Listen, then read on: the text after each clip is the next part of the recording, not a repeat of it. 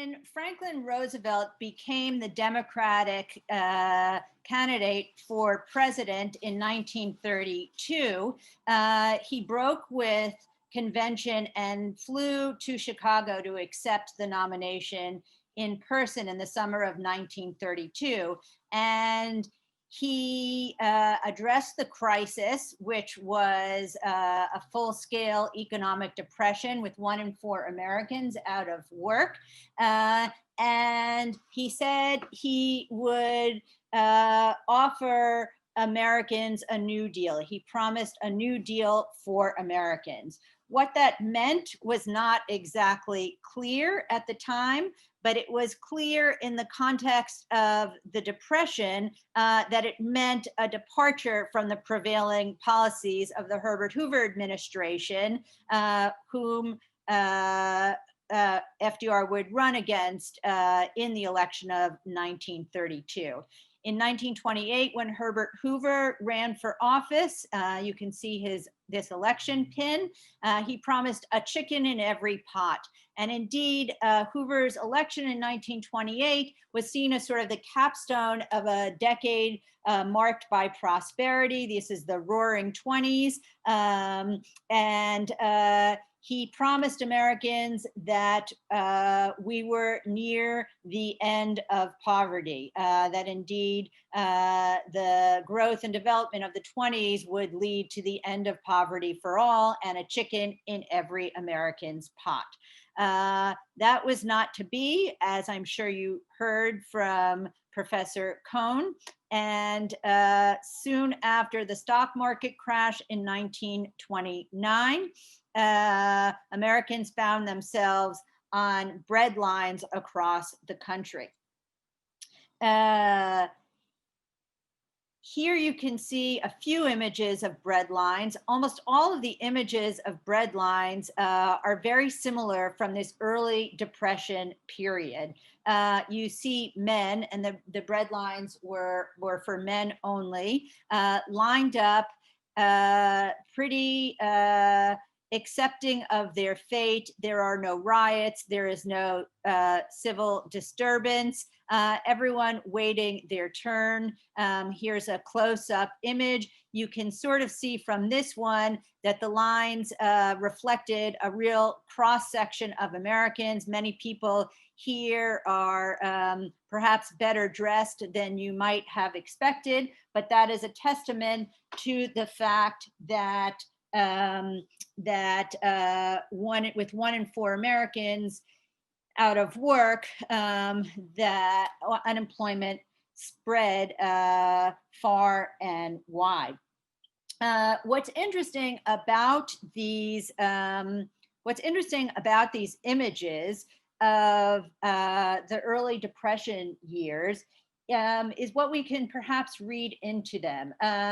Given the sort of sense of order and orderliness on the lines, you have the sense that, as I mentioned before, America is nowhere near close to a riot, even as the situation became desperate for many Americans. And why was that the case? That was the case largely because Americans, by and large, blamed themselves for the situation they found themselves in. That had always been the case. If you were out of work, then it was because of some moral failing on your part. You were not sober enough, you were not thrifty enough, you were not hardworking enough, you were not industrious enough. And that had been sort of the prevailing interpretation. And as a result of that, what flowed from that was the sense that if you were unemployed, it was up to your own devices to figure out what to do, to come up with your own solution. This was an era that preceded the New Deal, that preceded the welfare state as we have come to know it. In the years before, even during the Depression, there was no federal relief, and there was no state relief, and often there was little organized public relief at all, even at the local level. Relied largely on charities to fill in the gaps. However, as the Depression went on and on, that notion of individual blame became harder to sustain. Yeah.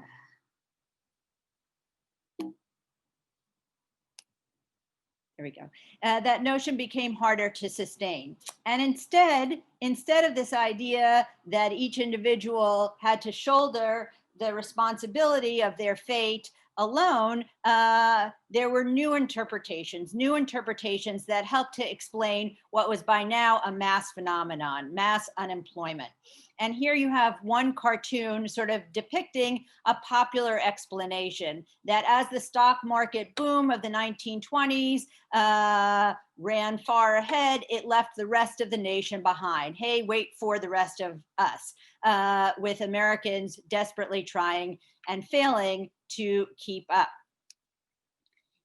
We can see here too how uneven the prosperity of those roaring 20s actually was. This is a picture taken of a rural farm family in the South, and you can see that even if we think of the 1920s as a period marked by Fords and flappers, that was certainly not the case in a situation when very few rural American households had electricity and very few had any kind of running water.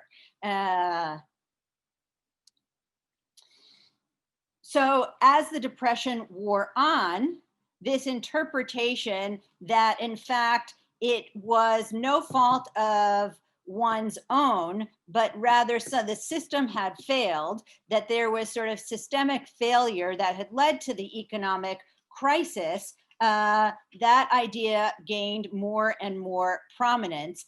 To give you one number, I won't give you too many numbers, 75% of the income gains of the 1920s went to the top 1% of Americans. We see a shift from the images of the bread lines that I showed you earlier to here, which you might know is a shanty town, these spontaneous shelters, temporary shelters that the unemployed erected on the fringes of cities all across the country. You can see here that this shanty town has an American flag planted in it, that essentially Americans were coming to accept that there was no reason for shame in their condition. Indeed, they started to call these shanty towns Hoovervilles, which reflects the shift from individual blame to a sense that something had failed at the policy level, that President Hoover and the policies that he oversaw had failed and were inadequately responding to the crisis. That became ever clearer in perhaps the best known shanty town. This one on the Anacostia Flats right outside the nation's capital in Washington, DC. Hard times are still hoovering over us. This is a picture from what was the bonus army encampment when tens of thousands of World War I veterans marched all the way across the country from various points around the country to the nation's capital, demanding that the bonus that they were promised to be paid for their service in World War I in 1945 be paid out now. And while that had some support in Congress, it had no support. It had insufficient support and no support from Herbert Hoover. Their efforts did not end well. After several weeks as the sweltering heat wore on in Washington, finally Hoover called for the removal of these encampments, which the then Douglas MacArthur took it upon himself, General MacArthur took it upon himself to use force to remove these peaceful protesters, these men often in wearing their uniforms who had served their country. So here we see a situation where Hoover goes from running as the president who's going to end poverty once and for all to the president who's presiding over the forcible removal of American servicemen in the nation's capital. And this coincides, this occurs slightly after FDR's acceptance of the nomination in the summer of 1932. FDR goes on to win in a landslide election. And here we can see his inauguration. Now, what's interesting and noteworthy is that the inauguration took place in March. Why? We know, of course, that now our inaugurations occur in January. But it was the custom up until this point to have presidential inaugurations in March. And the shortest way of explaining why that was the case was because historically, the federal government was not thought to be of much importance. When Herbert Hoover failed to provide relief to unemployed and hungry Americans, he was following in what was the accepted practice of a limited federal government. When FDR took office, he did so amidst a crisis. If it was not clear what the New Deal actually meant when he used that phrase at the Democratic Convention, it soon became clear that he would have to and intended to devise a program of relief, recovery, and reform. From the day that he took office, he faced the immediate crisis, the collapse of the American banking system. And to deal with that, oh, I should back up. I skipped over this a little bit. The document that you have that we're going to all look at collectively is FDR's inaugural address. And in that address, some things to keep in mind is, why did FDR structure it the way he did? Why did he think it was what did he hope to accomplish? Why did he think it was going to be successful? For sure, the phrase that is most well known from that is the phrase, "We have nothing to fear but fear itself." Another key phrase from that is his insistence that what needed to happen was bold executive action.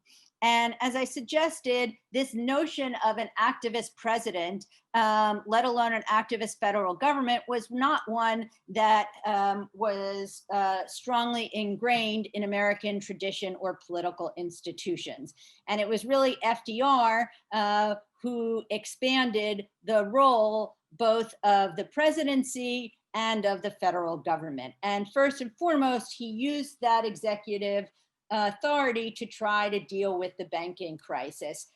For starters, he initiated banking legislation, emergency banking legislation. He called for a national banking holiday. The idea is that all of these banks were collapsing because depositors no longer had confidence in the banks, and there were runs on banks all across the country, and many governors had closed down their banks, but then FDR issued a national bank holiday. And the idea was that in the interim, he would task government supervisors with figuring out which banks were safe to open, which ones would have to close permanently. And all of that sounded okay, but would not have really amounted to anything if, in fact, when the banks reopened, Americans continued to take their money out of the bank. So what he does then is throw the full weight of his political capital as this newly elected president to addressing Americans directly. And he does so in his first fireside chat. He, of course, becomes famous for his fireside chat. And the idea is that he's going to forge a relationship directly with American citizens. Most Americans, and he does that over the new medium of radio, most Americans, I think it's fair to say, had not ever heard their president's voice before, something to remember. And it works. He urges Americans to return their money to the banks rather than keeping it under their mattress. And when the banks reopen, FDR accomplished instilling renewed confidence in the banks, such that more people did in fact deposit money than withdrew it. And one of his advisors, one of his brains trusts, so-called brains trusts, said capitalism was saved in 8 days.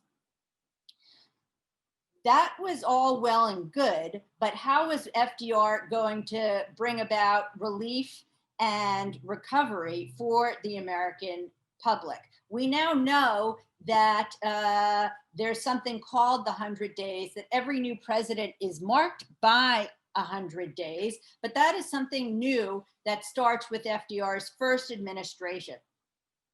Something that had not existed before, and really signifies this departure of an activist presidency and an activist federal government. Right away, FDR realizes he needs to do something to give people jobs and provide them with relief. And one of the first programs that he pushes for and calls for is the Civilian Conservation Corps.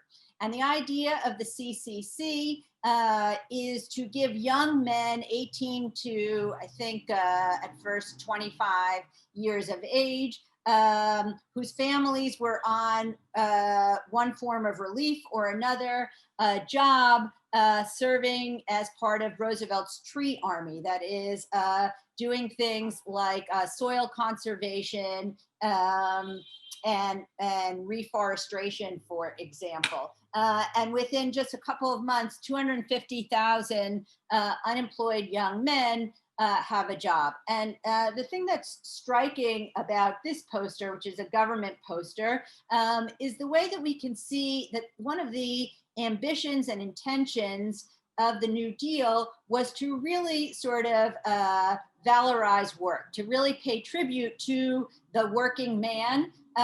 Here you see a smiling, muscular man holding, I shouldn't say what he's holding, I don't know, some kind of tool for outdoor work, maybe an axe. And we can see the way that it's really a focus on this sort of individual. And it's a very striking contrast with perhaps the image that one might get from the breadlines, for example. Then on a much grander scale, FDR supports the first time that the federal government ever provided relief. So he sets up the Federal Emergency Relief Administration when it's clear that that was not going to do enough to get Americans through the winter of 1933-34. He supports the creation of the Civilian Works Administration, which in that dark, desperate winter put 3 million men largely to work. And then he also supported, this is a bit of a fuzzy slide, but it says PWA, the Public Works Administration, as well as the WPA, the Works Progress Administration. And the Works Progress Administration provided work directly to Americans, all told about 8.5 million at its peak. And what this did was not only provide men with jobs and some women too, but it also created a whole new infrastructure for the country, from the hundreds of thousands of miles of roads and airports and dams and sewers and bridges, really creating a whole new infrastructure that would serve as the engine for economic growth for decades to come. So these early New Deal programs not only provided much needed relief, but really also laid the basis for long lasting recovery. And I should say that these particular workers, also a bit fuzzy, are workers from the Tennessee Valley Authority, which was a project to create dams in order to generate cheap power in the Tennessee Valley. What about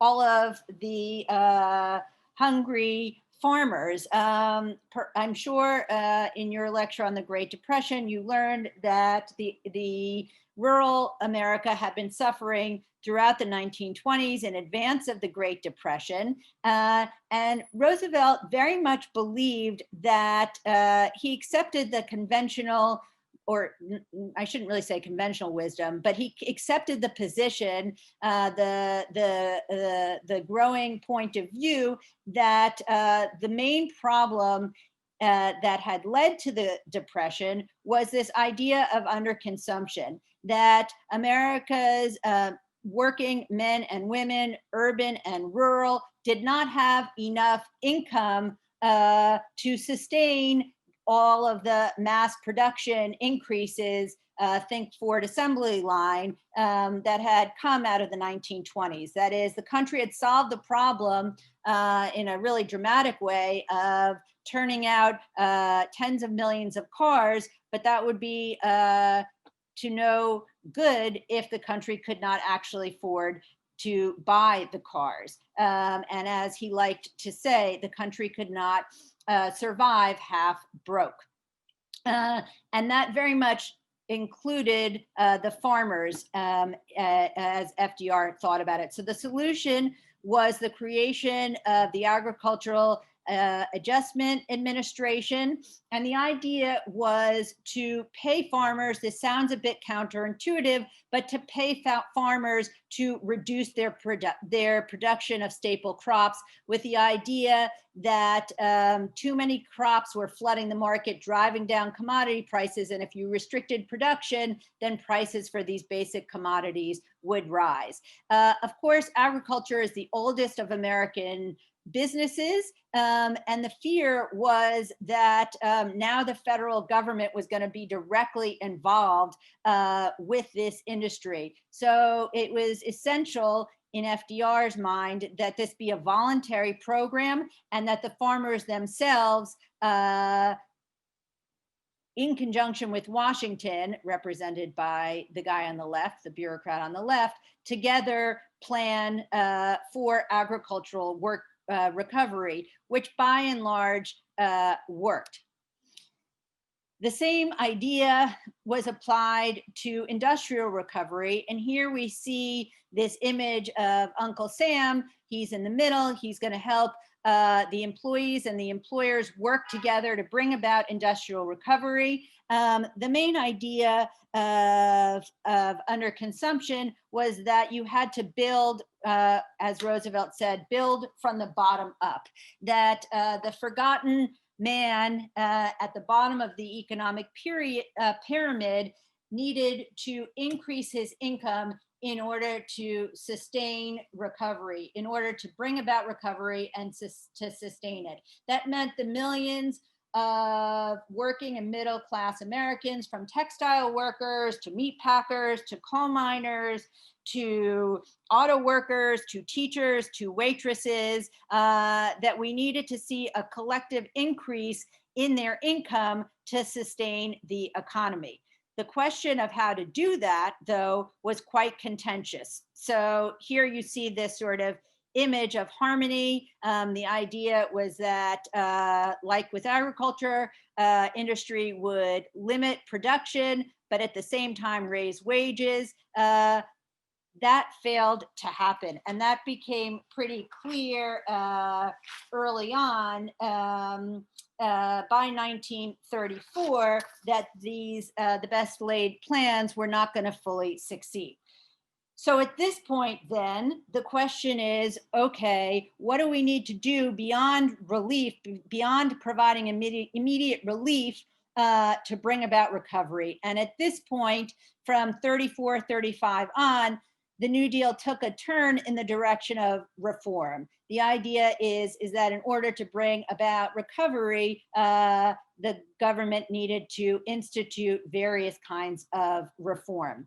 The way that the NRA was supposed to work was by giving workers a right they had never possessed before, which was the right to organize, join unions, and engage in collective bargaining. And the idea was that by organizing and engaging in collective bargaining, they could insist on higher wages. But businesses, for the most part, or pretty much across the board, resisted that and denied workers what they perceived to be their new right. And what we saw then in 1934, after the passage of the National Industrial Recovery Act, which give workers this new right, is mass strikes in city after city, in Toledo, in Minnesota, in San Francisco, mass strikes as workers tried to make real what they perceived to be their new right. And you can see here a picture from the Toledo News Bee, the level of chaos that ensued. These were all out wars within each community, with many supporting the workers in their effort to insist on their right. Their new right would only come about with the passage of the National Labor Relations Act. That's the successor to the National Industrial Recovery Act, also known as the Wagner Act, who's pictured here standing behind Franklin Roosevelt, along with Frances Perkins, the first female cabinet secretary, the Secretary of Labor, as Roosevelt signs what became known as the Wagner Act, which gave workers the right to organize and engage in collective bargaining, and also provided government with an enforcement mechanism to protect that right. Also, and that act is passed in the summer of 1935. Also that summer, another profound change came with the passage of the Social Security Act. The Social Security Act was new. We did not have Social Security or any kind of provision, organized provision for pensions, old age retirement, or unemployment insurance before the New Deal. And here, these posters for Social Security, for this new program of Social Security, really get at what is at the heart of the New Deal. We all know what Social Security is because we receive paychecks and we see Social Security taken out of our paychecks. And we think of Social Security as an earned right. That is, we contribute and then we receive back what we've contributed. I think the idea of Social Security is one that's even broader. The notion that security would come from society as a whole through a governmental program, I feel really captures what is the fundamental departure in public policy in the New Deal, one that Americans were willing to embrace. And here is a picture of a lumber worker. He's seated proudly in the foreground. His wife is a pea picker. She's seated in the background. And what you might be able to see, besides the sort of proud grin on this man's face, is his tattoo. You might not be able to read it, but it is his Social Security number. So we see here quite literally the attachment of American citizens to an expanded new federal government by literally tattooing a Social Security number on one's arm. This idea of reform also included trying to modernize trying to modernize rural America. As you can think back to that image I showed you before of the farmer's shack, bare bone shack, the idea was that without helping to provide cheap electricity to rural America, that those parts of the country would not be able to participate in the modern economy, and that it would be better for everyone, including industrialists, if they had bigger markets to sell their goods to. So in addition to TVA, Franklin Roosevelt also supports the Rural Electrification Administration. And here are some of its promises: power on the farm, radio, and the most basic level light. And I'm sure perhaps some of you have read Robert Caro's series on Lyndon Johnson, and you can think to his chapter, Sad Irons, just about the hardship, especially for rural women with no running water and no electricity. Here too, you can see the Rural Electrification Administration with utility poles, which were called at the time Liberty trees, that were clear that assumed its name because of this idea that electricity would in fact liberate farmers. Before I conclude, I just want to be sure to mention that there were in fact limits to the New Deal, especially around issues of race. For FDR to get through his big reforms, the Wagner Act and the Social Security Act, the deal with Southern Democrats was that these programs would exclude domestic and agricultural workers, which was way of essentially excluding all African Americans at the time. But Roosevelt made that deal in order to get these bills passed. Nevertheless, because the New Deal was so wide-reaching by design, there were improvements for all Americans, including African Americans. And here we can see a newly built African American nursery school. Of course, there in the middle is Eleanor Roosevelt, who was a big champion of civil rights. And here we can see an African American library in Mississippi, and you'll notice the sign here.